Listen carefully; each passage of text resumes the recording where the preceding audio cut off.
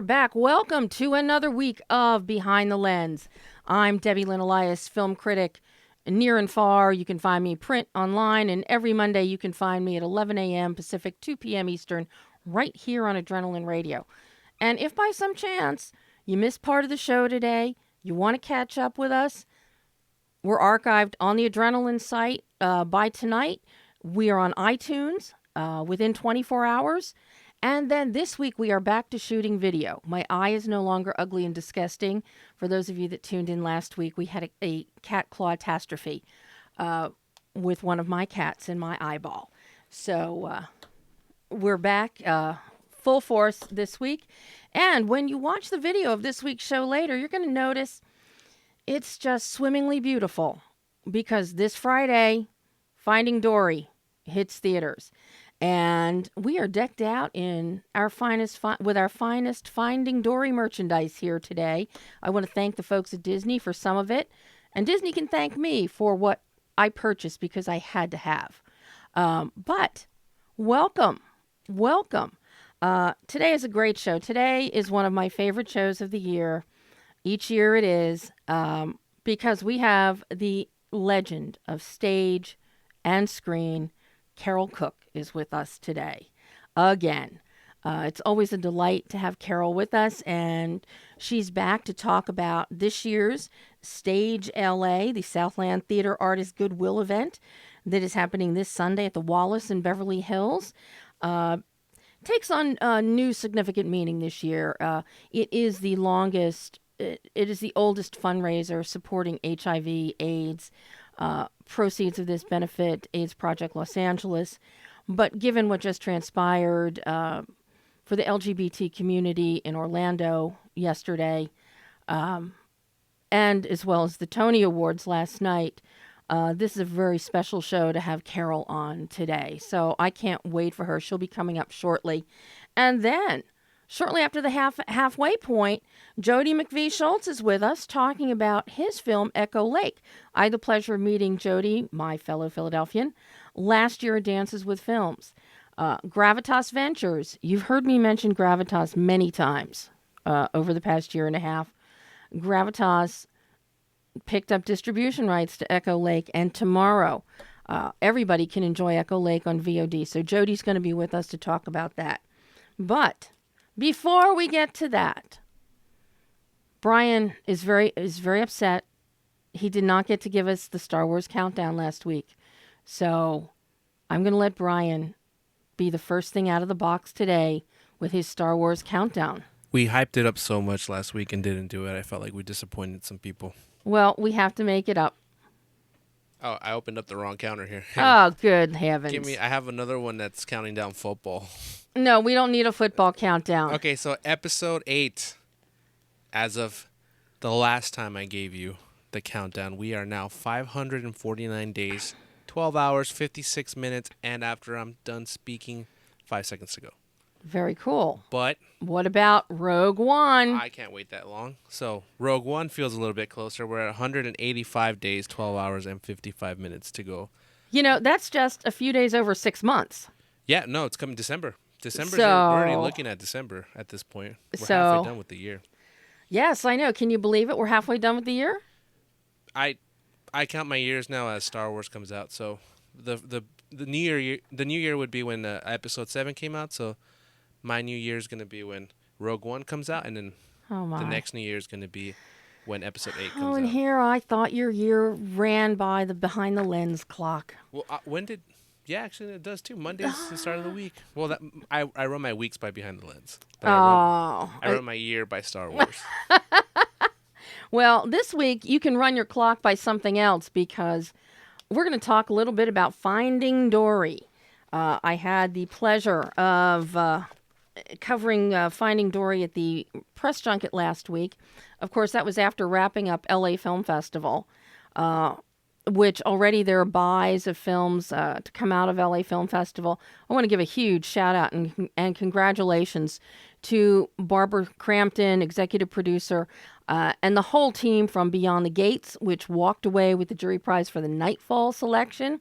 Those of you that were listening last week or who have read my annual must-see festival films column know that was one of my top picks of the festival. Beyond the Gates picked up the award in the Nightfall category. Also, I couldn't be more thrilled. Remy Auberjonois, Bloodstripe, won in the U.S. fiction category. An amazing, amazing film, and I can't wait to see how quickly a distributor snatches that film up, because it is a film that every American needs to see. And while it deals with PTSD of a returning female Marine in these troubled times and in light of the events that have just happened, post-traumatic stress happens to everybody. It can happen to every American just watching on the news what transpired in Orlando or what transpired right here in Southern California in Santa Monica. The victims, their families. So this Bloodstripe is a film that will resonate not just for people from a military standpoint, but from anybody who is affected by stress, by trauma of these incidents that are all too frequent in our country. But let's move on to some happier tidings here and talk about Finding Dory. We've all been waiting for Finding Dory. As Andrew Stanton said, in Finding Nemo, Dory was the breakout star. And with Finding Dory, we have another breakout star. It is Hank, the octopus, who is not really an octopus anymore. He's a septopus. But he is an absolute charmer. But this go-round, we've got Dory, with her short-term memory loss, trying to find her parents. She realizes she has a family somewhere. She wants to find her parents. I sat down for an exclusive one-on-one with one of the producers of the film, Lindsay Collins, and we talked about all things Dory, starting with, where did this story come from? Well, I think it started from, as I'm sure you've heard, basically just a very kind of specific concern that Andrew has, which is all of his stories start. They start very small, right. Which is usually they're character based. I'm worried about something, or I have a personal experience. It's very small, but I think it's kind of universal, and so that's where it started. So it didn't start off as what's going to be the larger story. It was more about I'm worried Dory's going to forget again, and that she doesn't feel confident in herself that she can do this. So it started there, and then kind of from there it became about, okay, well, it feels like we need to think about where is she from, who are her parents, how did this happen, and then knowing all of that, where she is today, how do we get her to a place where she feels good about herself and confident about herself. And it's something that I think it's why audiences did resonate with Dory so much, was her ability to kind of be that person for everybody else. The one who was we can do this, here we go. She was always optimistic and let's not give up and here we go and doing crazy stuff. But she didn't feel that way about herself. She apologized for herself. I'm sorry, I suffer from her every opening sentence is, I'm sorry, I suffer from short-term memory loss. And if you notice at the end of the movie, after her mom, the last time she apologizes is right before her mom looks at her and says, don't you dare apologize. Yeah. And for us, that was the moment. We needed her to have that moment. It didn't feel like she was going to be okay. So that's how it started. So all the rest of it comes from a place of what's going to get us to that moment, and who delivers that moment. How does she from a character place? Who needs to deliver that moment to her? And then the characters from there. I mean, we get inspired by nature. We watch videos, and we go to aquariums, and beluga whales, and octopus are the coolest things. You almost have to do nothing to them. Because they're so cool. And they just morph themselves. Yeah. And they have so much. They're so smart. They're so anthropomorphic to begin with. I know. And we'd watch videos of octopus and be that can't possibly be true. They undo jars, and they are incredibly intelligent. So we loved the fact that we didn't have to stretch the truth all that much. Literally these animals can do these things. So, and then the fact that we could make him kind of this curmudgeonly, kind of just wants to be alone, a loner, and that is so the antithesis of what Dory wants. Well, but then you incorporate in there, which is what makes the octopus so perfect, that an octopus has 3 hearts. And that was one that was actually, that's funny. that was one that we had for a long time, and we were trying to figure out a natural way of getting it in there, because we loved that the octopus really does have 3 hearts, and for Dory to call that out on him. And we were like, how do we, because we didn't want it to be all teaching, like, you know, like she's instructing him. But then we also were like, how cool would it be as if it's something that was always outside of her exhibit as a little girl, so it makes sense. Yeah. Like, that's why she speaks whale, and that's why she can read, and that's why she knows echolocation, and that's why she knows that octopus have 3 hearts. So we kind of loved the piecing together of the backstory and what it allowed us to kind of explain from the first film. And we'll be back with Lindsay Collins shortly, but right now, talking about heart, I have the lady with the biggest heart in the world on the phone right now. Hello, Carole Cook.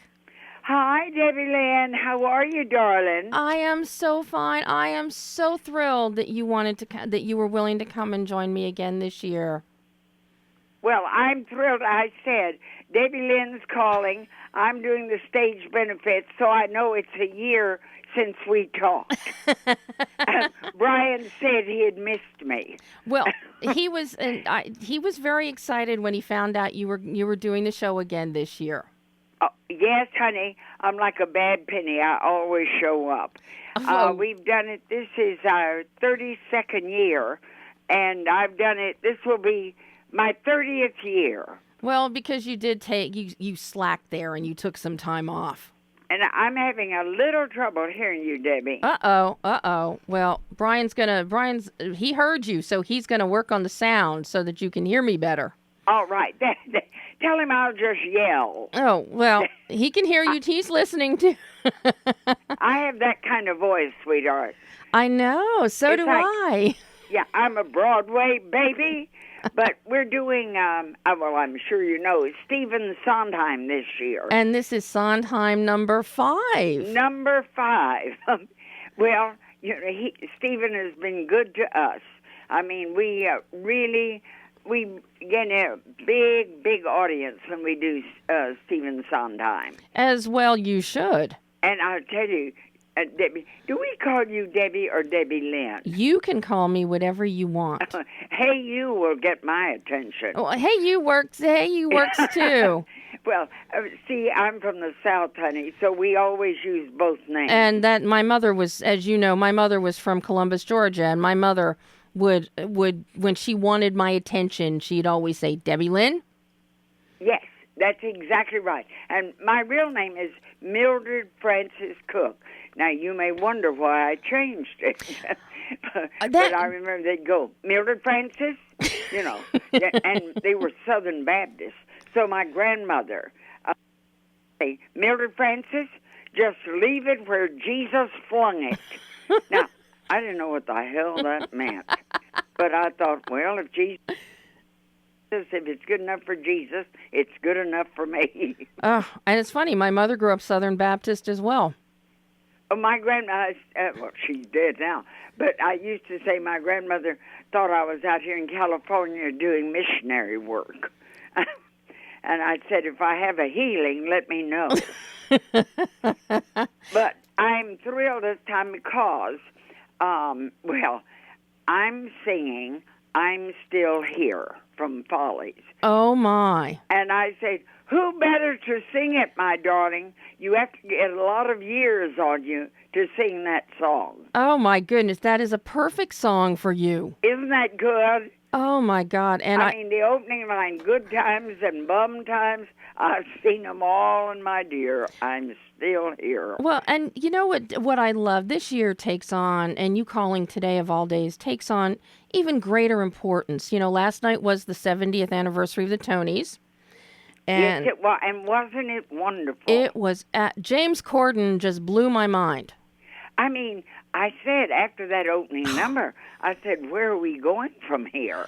You know. That was stunning, I thought. Oh, my God. It was flawless. I've never seen, you know, Neil Patrick Harris had set the bar high in the past. Yes, he has. But now James he knocked it out of the theater. Yes, he did. He's a real entertainer. He's P.T. Barnum, you know. I think that's a good description for him. And he's so joyful, you know.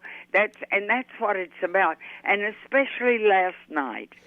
And I thought that they handled the Orlando tragedy. I thought they referred to it the right amount of time, the right amount of seriousness. I mean, that it brought to, and yet joy came through. And I love what Frank Langella said when he said, I have before me one of the most giving audiences in the world, and Orlando, we're with you. And I was just going to say, that was, for me, the same thing. It was so touching to hear Frank talk. Oh, yes. And I thought it was a stunning show, and, of course, very few surprises, but because Hamilton. Have you seen it? I have not. I have not either, Debbie Lynn. So, well, maybe when we get the touring company out here, you and I can go see it. Yeah, as a unit, and we'll bring my husband Tom. We'll bring Tom. And we'll bring Brian with us. That's it. Brian's happy. He's in the booth. He's nodding his head. He's very happy. He'll go. No, tell Brian he can pay for the tickets too. By the way. Well, you know what's so great about Brian is he's in his 20s, he's young, but he just loves classic film. He appreciates theater. He's not a typical 23-year-old, as we've talked about before. He does not lack curiosity. Oh, my God, he's 23? Oh, four. Brian, he's an embryo. My God, get over it, Brian. I love it. I love it. But, you know what, and that's interesting because, you know, Turner Classic, which does all the old movies, which I know you know, and Bob Osborne, who's the leader of the pack, it was our best man at our wedding one time, and I got married. And he's in charge of all that. And Lucille Ball was my matron of honor. Debbie Lynn, let me tell you, it is a mistake to have Lucille Ball for your matron of honor. People tended not to look at the bride. They said, how did Carol look? And everybody went, who cares? Lucille Ball was matron. Oh, my God. But we are back to our show. We're really thrilled, and we're going to do it at the Wallace Annenberg. I know, and have you been in that venue yet? I've never been there. I was there for Patricia Kelly. She does the Gene Kelly Legacy. Oh, she's a great friend of ours. I had the pleasure of meeting her for the first time on the TCM Film Festival red carpet a few years ago. How fabulous, Debbie Lynn. And what she does to not only preserve Gene's legacy, but to let people know he wasn't just a dancer. He wasn't just an actor or a singer. He gave the film industry so much in terms of innovation technically, how to shoot a film, lensing, musical numbers.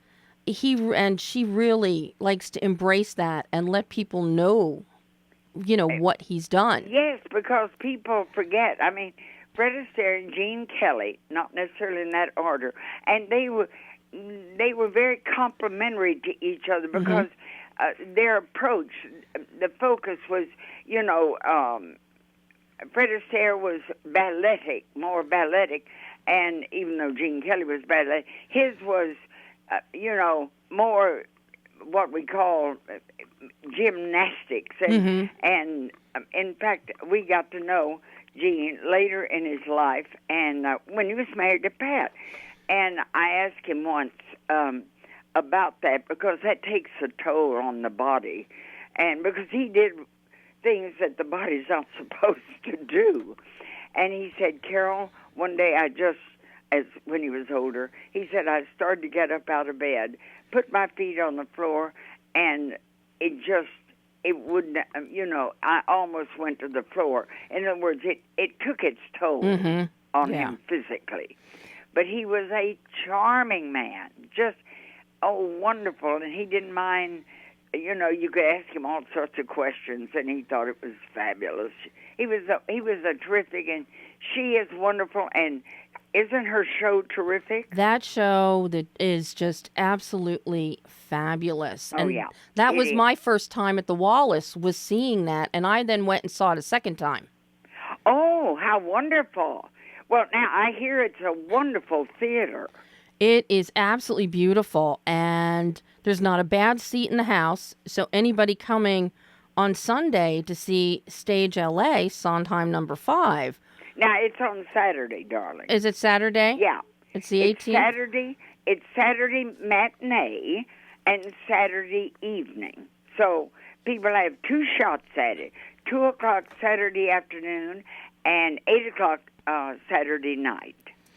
And, I'm looking at the lineup that, of course, as we know, every year with David Galligan directing, the lineup keeps changing. Always.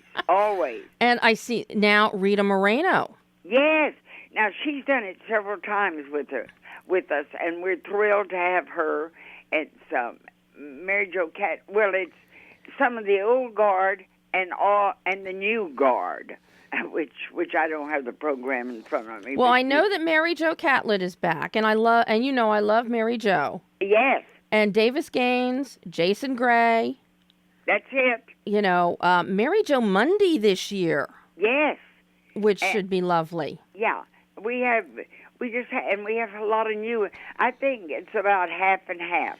New blood, old blood, and our audiences are that way. New blood, old blood. So, honey, we try to please everybody. Well, and I think you do a very fine job of doing that, Carol. Well, I tell you, it's exciting to do. And Debbie, when we started out, nobody even knew what AIDS. They called it the plague. They called it the gay disease, and we've been with it a long time, and too long. But we have it to do. We lost when we started. That was 32 years. We lost a generation of people in the arts. Mm-hmm. It decimated the arts in all facets, in music and choreography and acting, and it. I remember it well. I don't think any of us who lived through that will ever get over that, because when you got AIDS, it was you were not going to get well. We made great strides. But unfortunately, there's now been a rise again in cases of HIV being reported. Oh, yes. And, that's why, Stage LA is still a very vital element. I know. In the community. It's still unbelievably strong. And what happens in life, everybody has a favorite charity. And so it's difficult for people to divide it up, but we appreciate when they think of us, because it's with us every day. It's just that in 32 years, everybody has something wrong that they want to help, and so we'll keep doing it. But in that way, it's hard. It's hard. And this year we're going to, there will be a memoriam, and the people, we've lost so many people now that were in our show, too. Mm-hmm. So there's no favoritism to AIDS, and women, children, and we are diversified. We give our money. We do it for South Californians. Right, for we're hands-on. People do the millions of dollars for research, and that's brilliant, of course. But we feed people, we pay their rent, we take care of their animals, we take them to doctors. Ours is a hands-on. Mm-hmm. And I wish I knew David would know.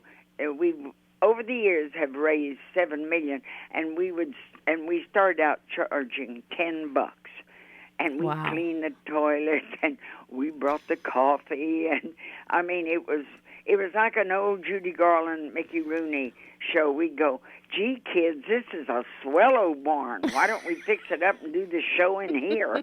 It was that basic.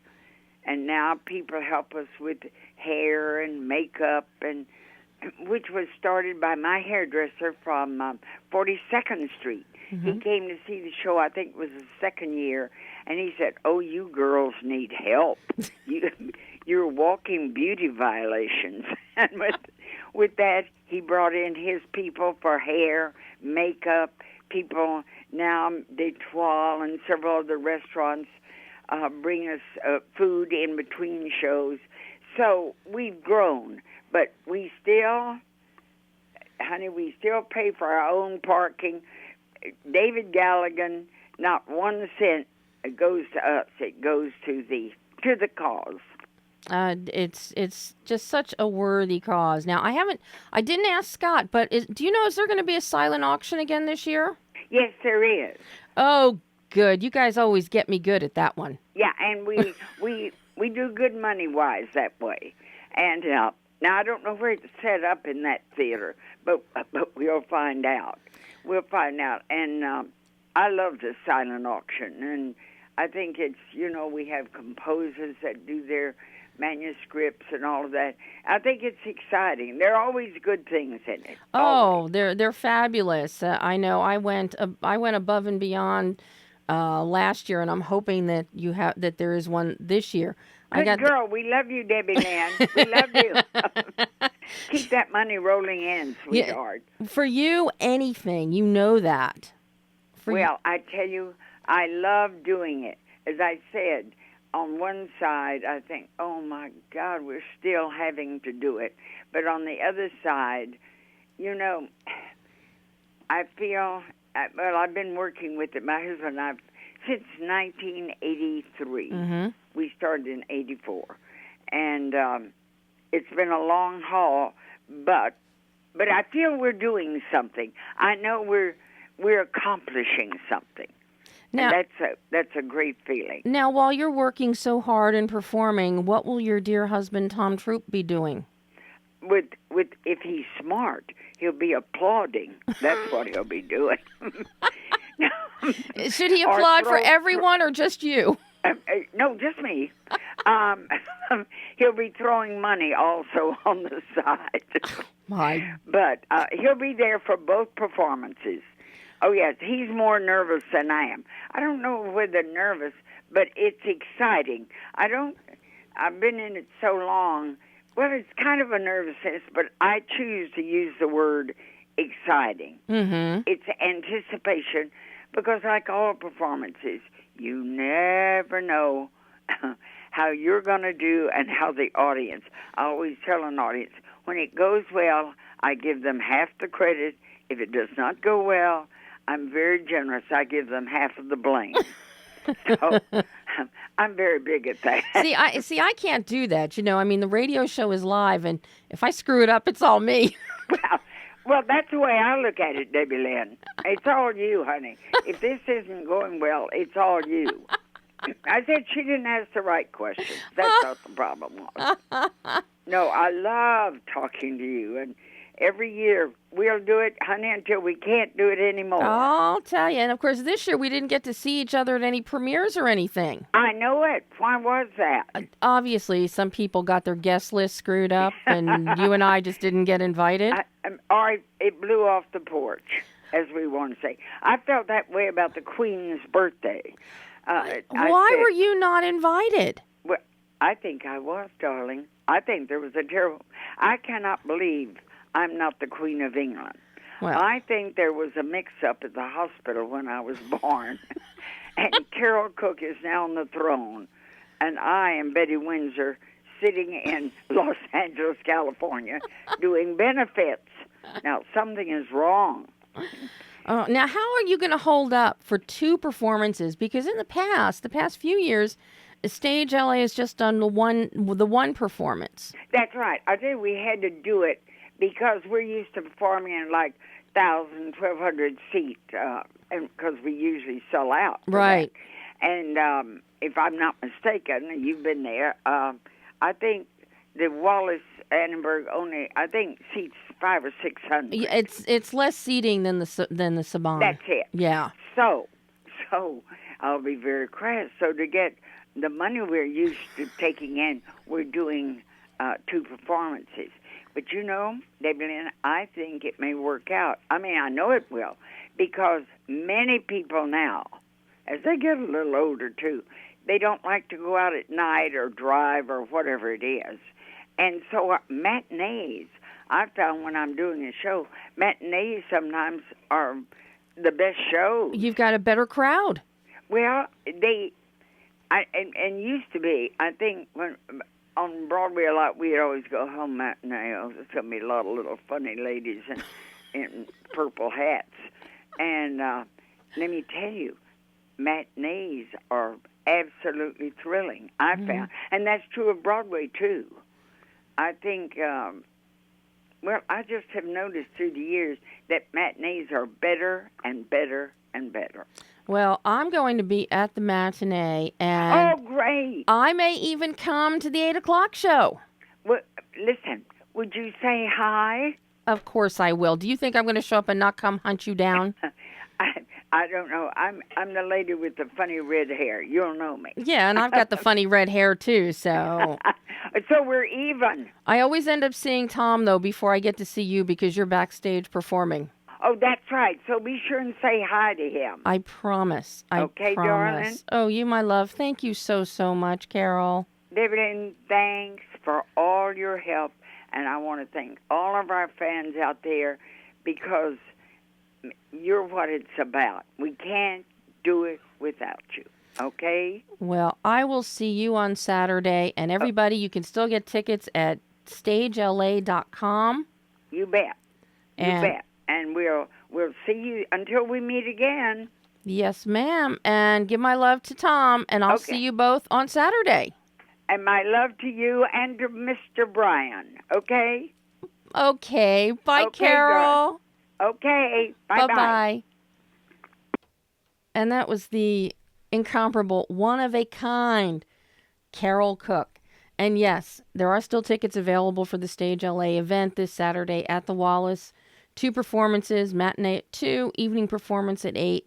A very worthy cause. The lineup is amazing. You've got Carol performing, as she said, I'm Still Here. Rita Moreno is performing, Susan Anton, Loretta Devine, Allison Janney, Mary Jo Catlett, who is, another stalwart along with Carol, Davis Gaines, Jason Gray, just a who's who of stage and screen. So if you're in the Los Angeles area, it's always a fantastic show, and I can't recommend it highly enough. So let's jockey back to Finding Dory. How's that sound, Brian? We'll jockey back to Finding Dory. So we heard producer Lindsay Collins, talk a little bit about the story of Finding Dory, but part and parcel, one of the standout things of Finding Dory is the technological advancements. Pixar has been using proprietary software known as RenderMan for 20 years now. And of course there have been upgrades, there have been additions, there have been addenda. Katana is one of them that have allowed the animation to progress to the levels of excellence it has. What you will see unfold with Finding Dory surpasses anything. This is a brand new architecture of the RenderMan, now called RIS, and it plays with refraction. It allows for lensing refraction, reflection of water, curved surfaces with water and glass.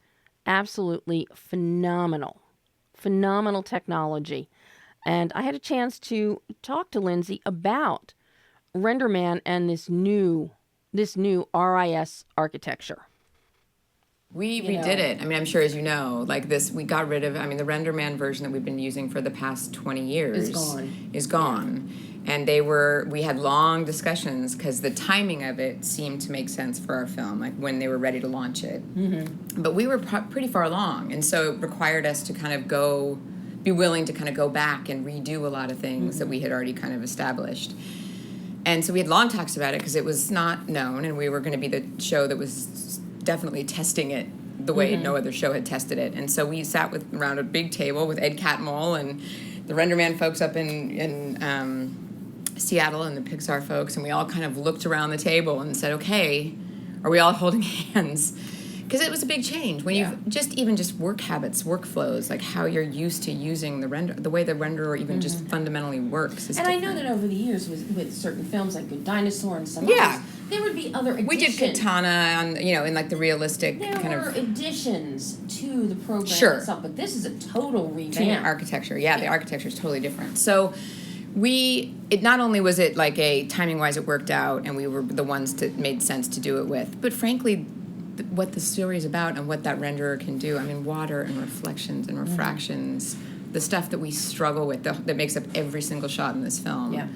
Was the very thing that this renderer does, kind of not out of the box, but pretty close. I mean, they get you pretty far along. And so it took a lot of work and a lot of hand-holding and a lot of like, it's going to be fine, we're going to make it. But we started really quickly seeing things. I mean, like Andrew would be like, that's just what, I haven't even given you notes yet, and that's what you get kind of out of the box. So it was a huge leap forward, and the studio kind of had to all agree that we were going to do it kind of in the middle, make that change sort of in the middle of production. But, I think the results speak for themselves. It looks beautiful. And beautiful it does indeed. And before we're going to come back to Lindsay a little bit later, because Brian is now answering the phone with, I am sure, it is Jody McVeigh-Schultz. As soon as I see a heads up here. Yes, we have a heads up. Welcome, my friend Jody McVeigh-Schultz. How are you? Howdy. How are you? I'm doing good. So how exciting, Echo Lake got a distribution. Yep, from Gravitas Ventures. Gravitas is, I can't say enough about Gravitas. They have picked up more little indie gems, I think, than anybody out there. It's just amazing. And I'm so glad Echo pretty Lake. Fantastic. I'm so glad Echo Lake is one of them. Yes. We're releasing tomorrow, and it'll be pretty much on every VOD platform, every transactional VOD platform, which means if you can pay money on the spot, you can get it there. Come to Netflix later on down the line. So now, for everybody that, is hearing Echo Lake, why should we spend our money to see this? What is Echo Lake? What is Echo Lake about? I know what it's about, but in your words. Right. Echo Lake is the story of Will. He's a guy who's kind of losing control of his life. He's having a little bit of a quarter-life crisis, you might say. And he's estranged from his family, and especially his father. And his father dies and leaves him this cabin in the middle of the woods. And to him, it feels like this, the dad's final, F you to him. He doesn't see it as like this great gift because there's so much baggage tied up in this place. But he gets kicked out of his girlfriend's place because his life's kind of a mess, and he ends up having to go up there. And the movie's really about the ways in which we get so wrapped up in the sort of stories we've told ourselves about our lives. So he's, so in his own head about how his childhood has made him the way he is. And this trip up to this cabin kind of opens up the Pandora's box of discovering, what's really the truth about that, how there are other perspectives on his father. He meets a friend of his father, and he inherits his dad's dog as well. And Otis and so it's is kind of about Otis is a great dog. His discovery. It is a great dog. Otis is a great dog. The dog acting, if I may say so, is pretty fantastic in the movie. So, I mean, films that have, Ned Airbar was on last week talking about his short film that just got a deal, HD Shorts, and Jack, the German Shepherd Jack. You guys are smart. You pick these really adorable dogs. Yeah, and it's true. The minute you see a dog and their face and, those like puppy eyes, there's this empathy that comes with it. And my character, the main character, this guy Will, he's, I'm interested in unlikable characters, in people that it's hard to empathize with. And so you see him see this dog, and he doesn't want the dog at all. But of course, he has no choice but to sort of learn to love it because it's just such an adorable dog. And So that yeah, it's definitely a lot of the story is man and his dog, and then what happens. I won't spoil it, obviously, but there's it gets a little more complicated than that. So well, and the importance of Will and Otis, the bonding that they have that's really the entree into Will's soul searching and his self-discovery. right, And it puts it in perspective when you watch this relationship unfold. yeah, for sure. I mean, there's. I made a point that the movie's told a little bit achronologically. There are flashbacks, but I made a point that I never showed his father because I really wanted the kind of point of the movie to be that we have all these ideas and memories of what a person is that are subjective, and in a lot of ways the dog and then this neighbor who's a friend of his father, they act as kind of proxies for his father, so he ends up kind of going through this emotional journey with these proxies and never really getting to figure out how to grieve. The story is really about the fact that nobody really knows how to go through grief. There's no right way, and we're kind of all clueless when we first experience it on a large scale. Well, and something I like to describe about Echo Lake is that we see the humanity of imperfection. Yes. I mean, it very much, a lot of people when they're flawed, ignore responsibility, not that likable. But then as you start to chip away at that veneer, and here it's through the bonding of Will and Otis, we start to see humanity comes from those imperfections. Right. And it's so, and you tell it so beautifully. I'm definitely interested in realistically flawed characters. I mean, Will is definitely a guy who, he has issues with anger, but he also just takes the easy way out.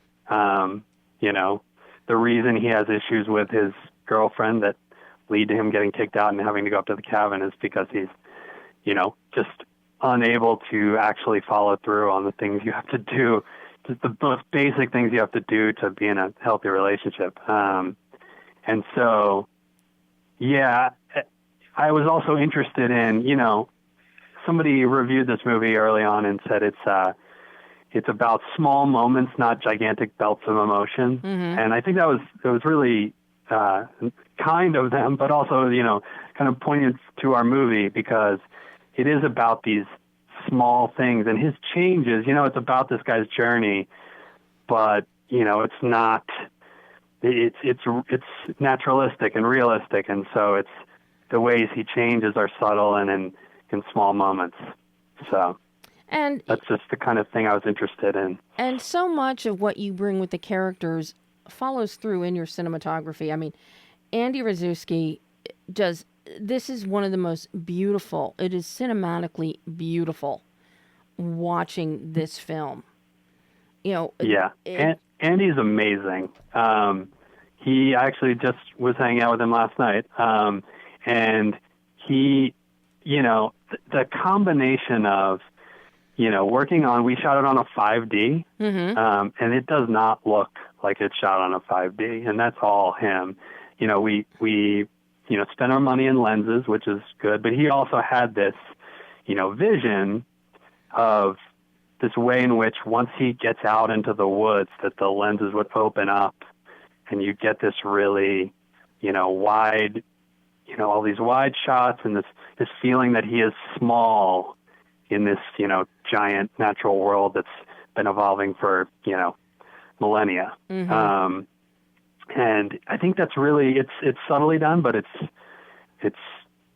there. And then the other side of it is Andy just is like such a mountain man that he was able, we were really out there in the elements.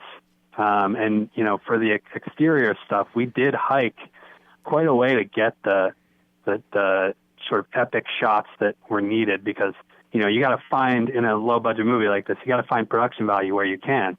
So free production value with really epic vistas is super valuable. And he was the kind of, guy who could rip his shirt off and carry a camera several miles on his back, and Well, and something he's a else, beast, and if you will. but you guys also, because you had to hike to so many of these locations as you were discovering them, you were camping out together, and really, Yes. In direct contrast to Will being so estranged from everyone, you and your crew really bonded as a family. Yes. Yeah. I mean, we kind of had to, and it's interesting. We scheduled, and this was probably a mistake, but we scheduled the biggest amount of hiking on the first 2 days. Are you insane? So it was definitely like trial by fire. And by the end of that, it was like, well, we can do anything now, The next 19 days of the shoot are going to be a piece of cake compared to that. So, maybe I would have scheduled those later on in the shoot if I had to do it again. But that is true. It was an adventure. That was part of it. So. Well, and hand in hand with Andy's cinematography is your score, Joe Menadeo's score, and then your sound design. Talk to me about your considerations there. So many people overlook sound design, especially on what I like to call, as you know, low budget, no budget films. Right. But your sound design, we hear the sounds of nature. We hear those little moments that that help make up the stepping stones for Will. Yeah. So Joe, I met through a friend, amazing composer. The thing that I loved about what he did is he kind of has, it's like a subtle looping score that often you'd hear kind of like a very electronic version of that. Mm-hmm. But I knew that given the film that we made, it couldn't be that. It had to be, acoustic, kind of natural, dirty sounding. Not everything should be perfectly on beat. And so he was able to do that. He can play a ton of instruments. He's interested in, kind of different instrumentation. We use a lot of like bells, little banjo bits, and just a really interesting score. And for me, it was always, my notes were always to him, like, just pull back, because people want to do big, emotional cues. And for this, it was always like, I want the music not to over-inform the emotion. And then for sound design, so I am an editor by trade. I edited this movie. And I've worked a lot in reality and documentary, and a lot of times you're doing essentially all the sound design yourself in the edit. Mm-hmm. So I'm very aware of that, and I did a lot of sound design before I handed it off to our sound designer, who also mixed the film. And so I'm very specific about sound, about timing, about how natural I want it to sound. I try to use as much production sound as possible. Mm-hmm. And then, it was just about, every time that we put in Foley, making sure it's really subtle, really realistic. The entire hike up the Cinder Cone, we had to replace the sound because it was like very limited crew and we didn't have production sound up there. And the Foley artist was just very good. And we kept everything very muted and realistic. So, that was the goal. Now, the sound design, it bodes this great serenity. Yeah, thank you. You really feel a serenity, which is in direct contrast to what Will is actually going through. So it's just a beautiful juxtaposition that you have in the design. Right. Now, because you do come out of editing, all those fun things like Duck Dynasty and Drunk History. Does that help you? Because this was your first feature, writing, directing, editing. Did that help you when you were working with Andy, either shot listing or storyboarding something out, in terms of, in your mind's eye, you could save steps? Yes. I mean, to a certain extent, what I wanted is to get in the edit room and have options. Mm-hmm. So I would say I probably overshot, if anything, to get a lot of coverage. So it didn't necessarily save time in that regard on set. But I was directing for the edit. So directors talk about that. If you've had experience in post, you kind of understand, how you're going to get into a scene. And so it was very important to me to get inserts. We did a lot of planning to get little details that helped us get into scenes. And especially in the cabin where a lot of this takes place, it's got such character. And we found this location that didn't need a ton of set dressing. It was a friend's cabin, and it was, cobweb filled and had all these little details. And so the idea was capture that and make sure we, take the time to get those little details, and that'll help bring us into scenes. And then if you're doing that sort of thing, you can spend less time on your masters, your wide shots, and really, do the front of the scene a couple of times and maybe once all the way through, and then get into your coverage, because that's really where you're going to, tell the story in the scene. Because your coverage, your wide shots, the vistas that you capture with your exteriors, it just fuels the intimacy of this story. Because you have all the little details, you have everything in the cabin, which is very intimate. And most people would think that, okay, you get outside and you have these glorious views, but it's going to open it up. But it really creates even more, it just fuels the intimacy even further. Right.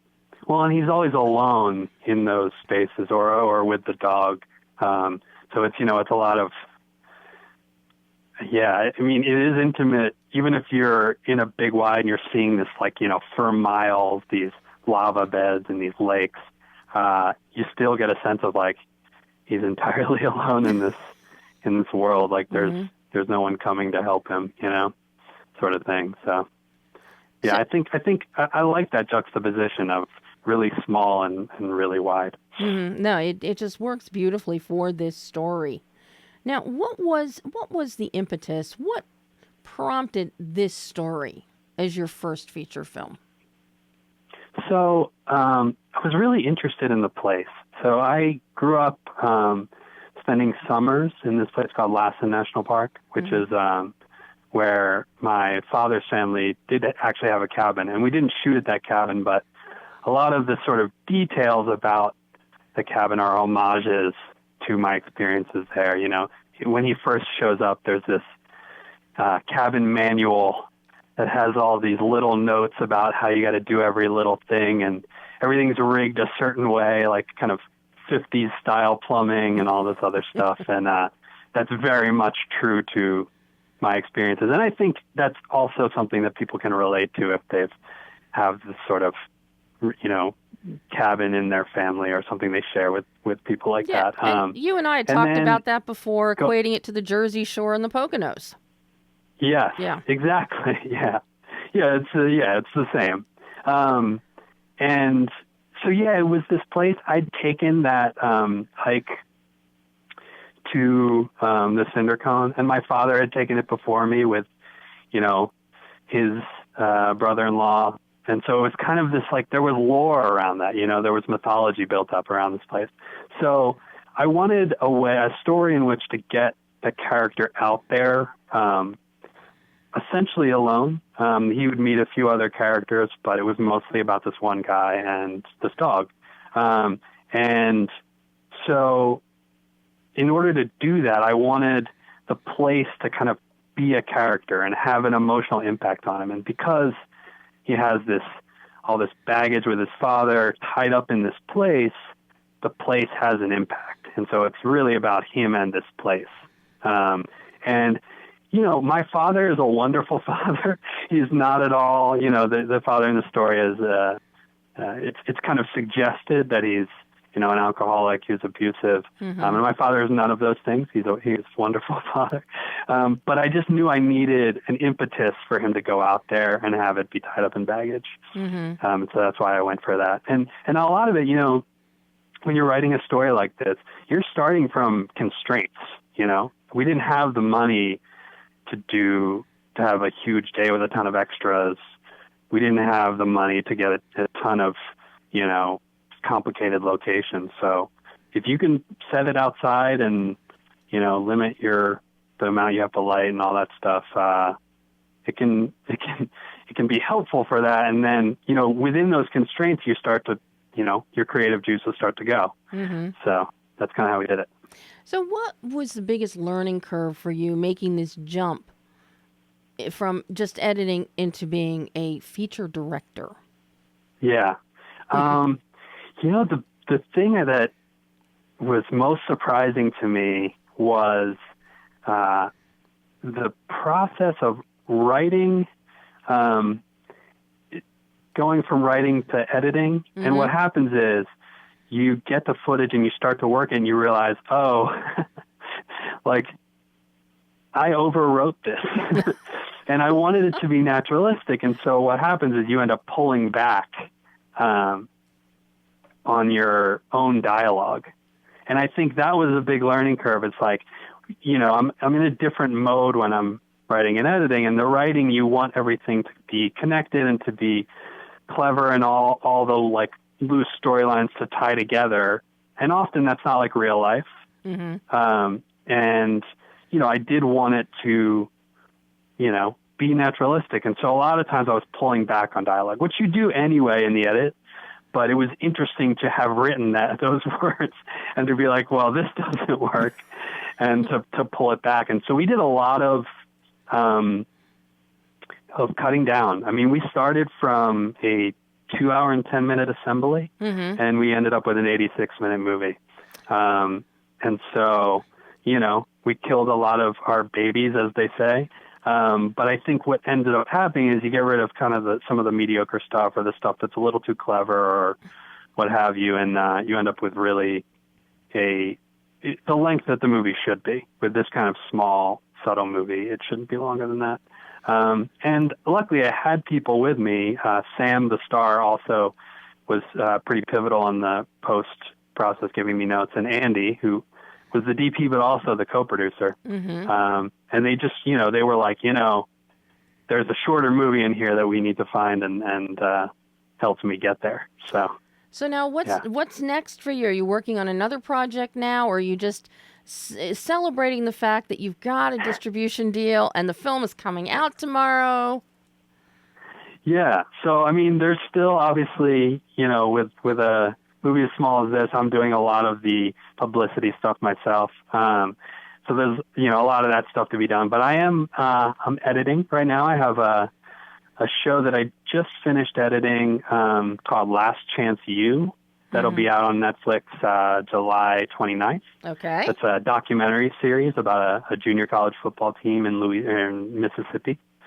So that'll be cool. And then, I'm editing right now on an animated comedy that Nick Kroll is showrunning and starring in. That will be out in a while. It'll be out on Netflix, but yeah, it's exciting. So a lot of editing gigs, and then trying to find time in the midst of that to write the next script. So I have a couple outlined, and I'm working on one of them. Yeah. Well, I have to see it when you get it done. Yes, absolutely. Yeah, absolutely. Yeah, I'm going more the comedy route. That's sort of where I've been, working into with Drunk History and this new animated series. It's kind of the contacts I've been making, and I do like comedy, so it'll be a weird comedy, weird and subtle. Well, there's nothing wrong with weird. Yes, exactly. Weird is good. Weird is definitely good. Jody, thank you so much for joining me today. Thank you, Debbie. I appreciate it. I'm so thrilled about the film. So thrilled. And everybody can see Echo Lake tomorrow on VOD, all platforms. Yes. Go see it. And I'll talk to you again soon, Jody. Thank you. Okay. Thanks, Debbie. Bye-bye. And that's all the time we have today. We'll hear more next week from Lindsay Collins and from Ellen DeGeneres and Ed O'Neill on Finding Dory. So until then, I'm Debbie Elias. This is Behind the Lens.